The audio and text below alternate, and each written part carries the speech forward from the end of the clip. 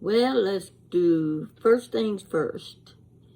As far as I recall, it's still Friday. I actually was thinking it was Saturday, but I checked my calendar and it said Friday.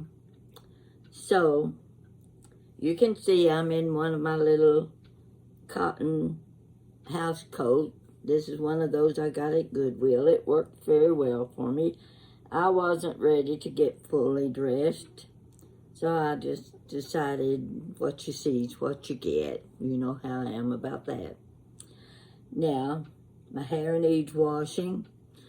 A few other things need doing. But we'll get the accident out of the way. In fact, someone said the dent in the floor at DuPont Lodge when my head hit the floor is deeper than the knot on the back of my head.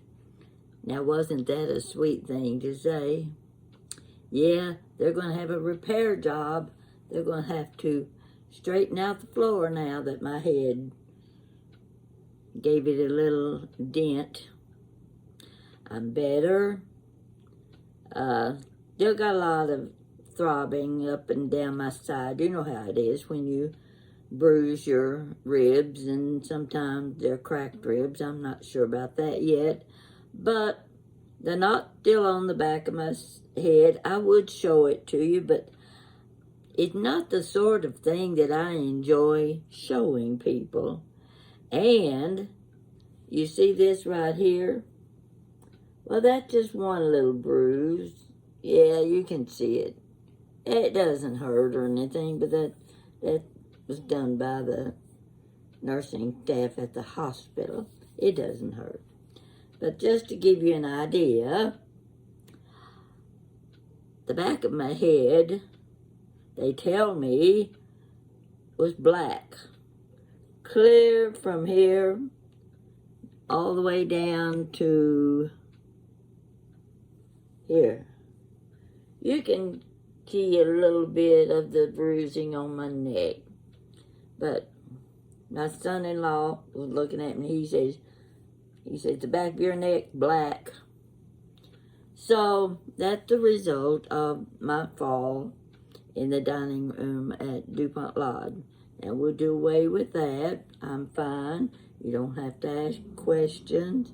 I'll let you know if anything occurs that's out of the order. But now we're going to talk about something funny. I keep getting messages popping up, so if you see me reaching up and with my hand, I'm trying to get them out of the way so I can talk to you.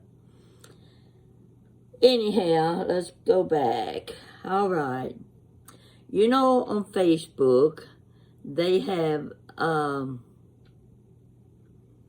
each day, they give you your memories. Sometimes it's 2 years ago, might be 5 years ago. A couple of days ago, I looked, and my memory was 11 years ago. Oh, my goodness. Well, I almost couldn't remember back that far.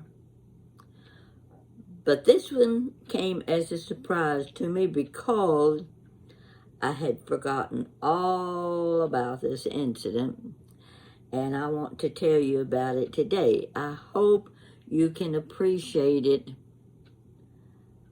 by the way I tell it, because I have a video, but I can't get the video to run, and I'm going to show you a picture in a few minutes so you can see what I'm talking about. Now, my friend Sandy and I were taking trips once a year to Seabrook Island Resort, South Carolina, our favorite place, private island.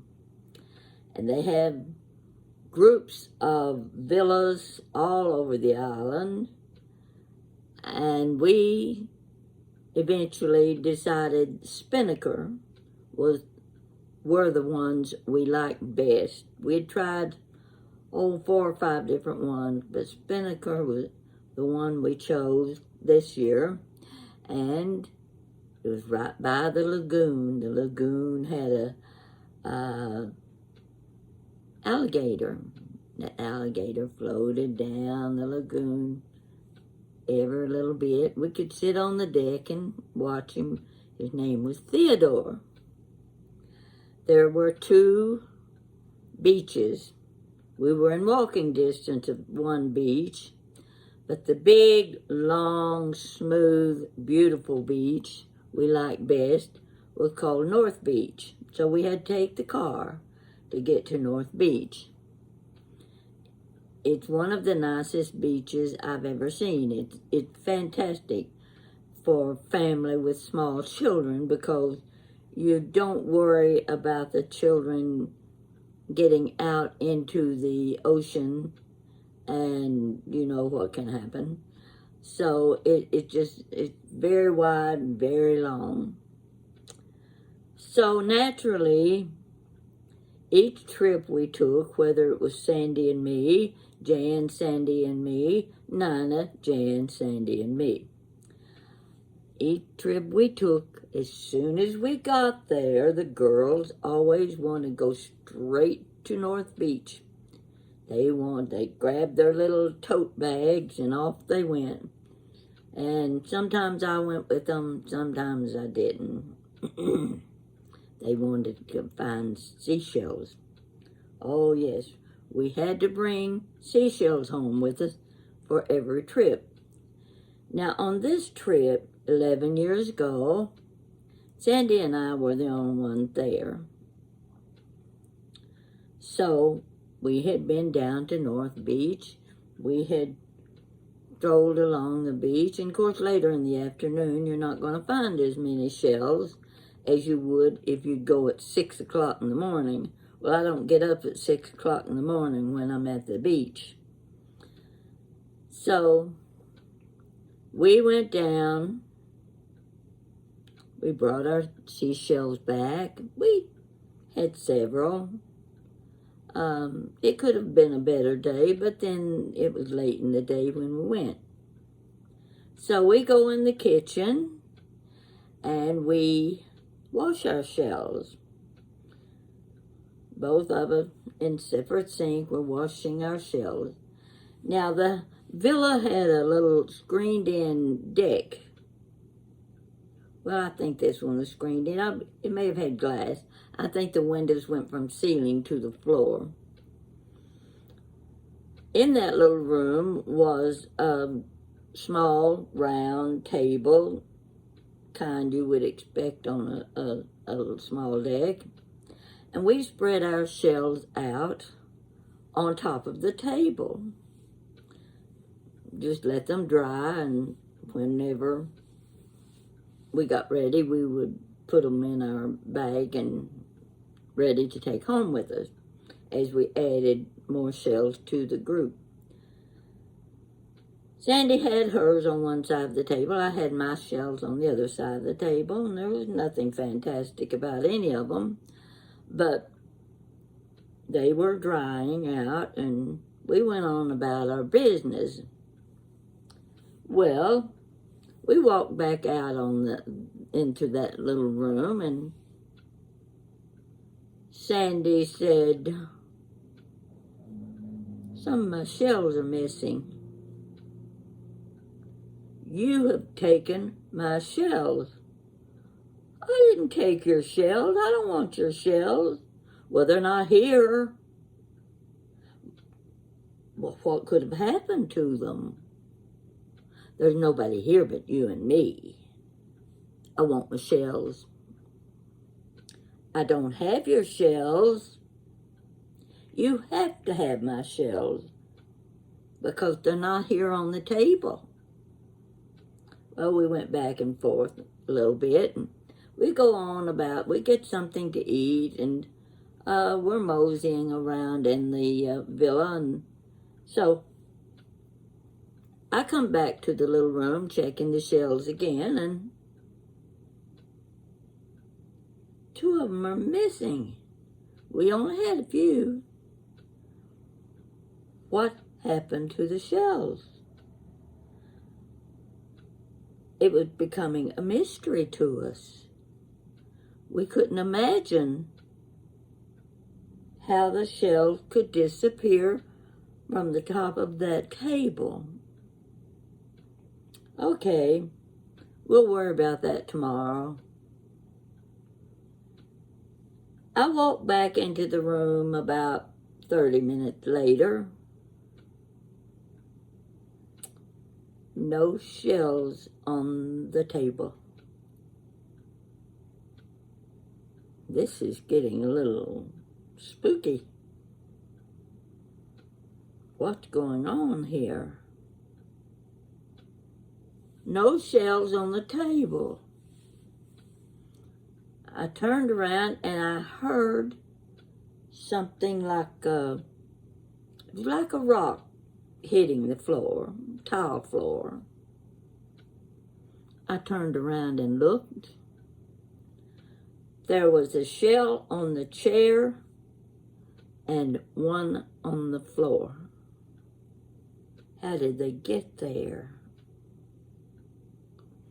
Now, another thing about this room was it was all glass on two sides. Those were the sides that faced the lagoon.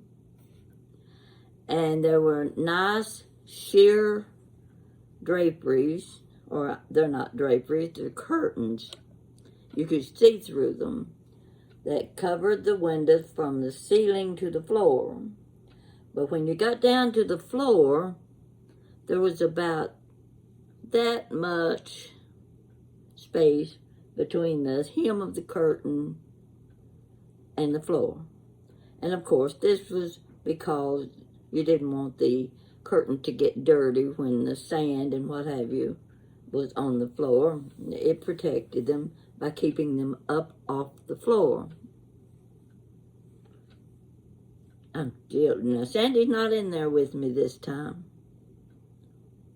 What has happened to our seashells? Yeah, I had something here on this I wanted to show you. I'm still going to try to get it while we talk.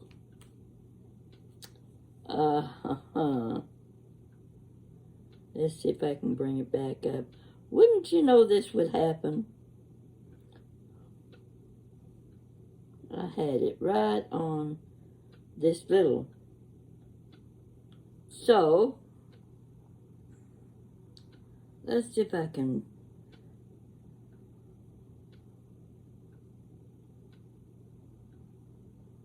Ah, goodness gracious.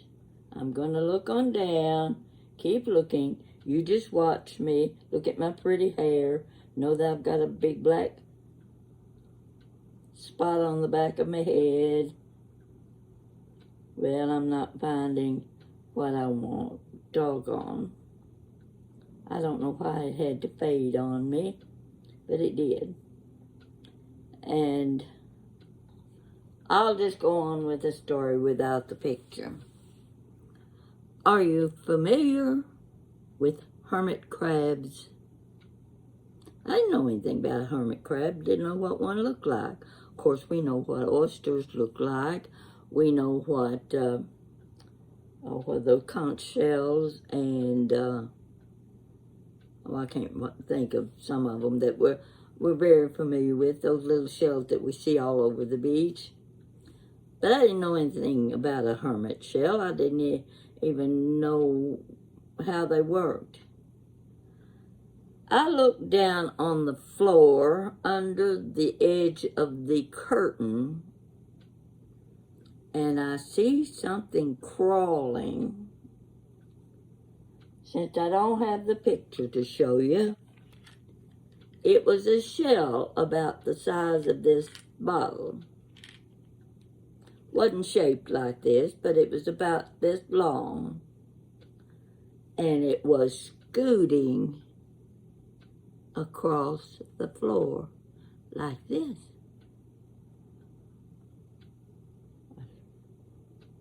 That's a shell moving under the edge of the curtain.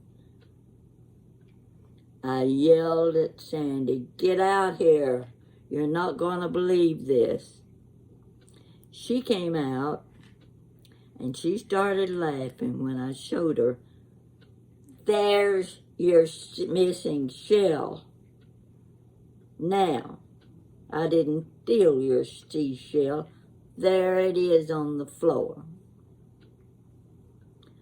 We started laughing, and there's that hermit crab moving just like that, little at a time. I'd never seen a hermit shell before. I already said that, didn't I? But it was so funny, you couldn't see the crab inside the shell. It's shaped, well, I'll tell you exactly what it's shaped like. You know those croissants that you buy in the store in little boxes? They have those twisted croissant like you would make with crescent dinner rolls. You know the way they're shaped? That's how this seashell was shaped.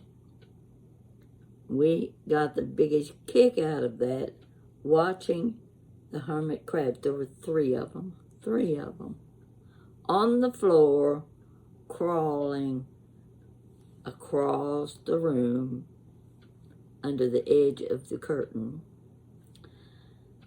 So when this one came up on my Facebook memories, 11 years ago it was, I had to read what I had written before about the hermit crab, and it was so much fun seeing that little creature crawling across that tile floor in that video. And I'm just so sorry I couldn't bring it back up. I really wanted you to see it. And I may show it to you again later. But right now we're not going to get it. So I thought I'd pass that little story along to you. If you ever go to Seabrook Resort, it's a beautiful island. You would love it. It's fantastic for families with several children. And the nice thing about the villas is they're so well kept and they're pretty. You can get 1 bedroom, 2 bedroom, 3 bedroom, 2 baths. Nice kitchen, nice dining room, and a large family room type den with TV and what have you. And we love sitting on the deck and watching Theodore swim up and down the lagoon. Now, Sandy had a little Pekingese dog. He's cute little thing. But when we saw Theodore, she would bring her puppy into the villa because she was afraid Theodore would jump up out of that lagoon right onto the deck and grab her puppy dog. So,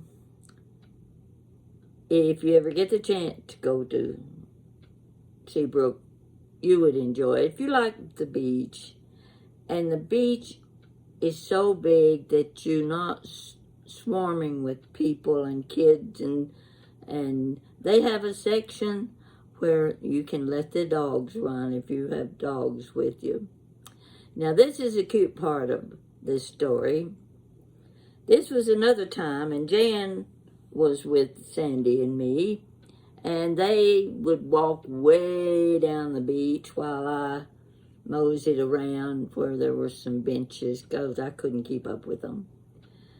They had gone down to a section where there's a little inlet. Now, of course, you know you have the low tide and high tide. I didn't like to go to the beach during high tide. We always check the calendar to make sure if it's low tide or high tide. Well, they're way on down the beach. And there's another couple and a young man they're talking to. Now this little inlet, right where they were, separates Kiowa Island. Most of you have heard of Kiowa Island. They're separated by that, and this young man had just swam.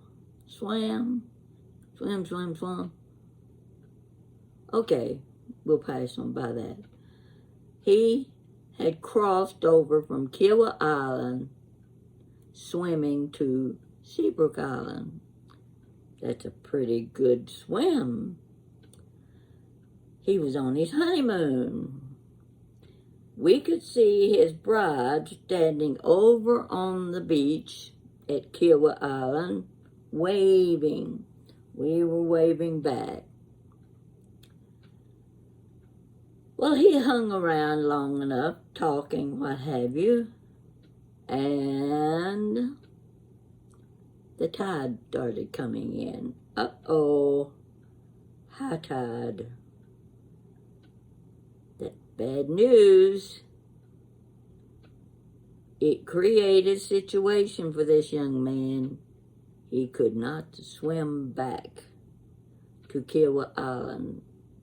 He would not be able to make the swim this time because of high tide.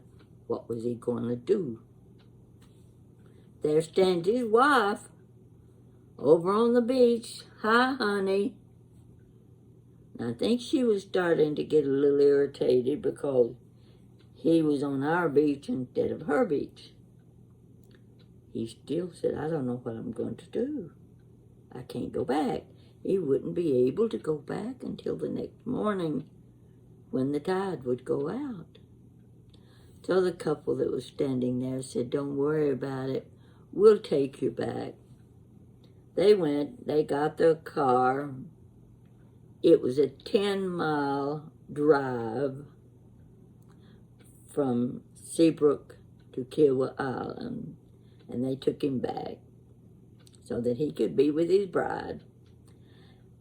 Now we would see little things like that, talk to different people like that. You can learn so many things when you're on vacation and meeting new people, and it's very enjoyable. So if you ever get the chance to go to Seabrook Resort, take advantage of it.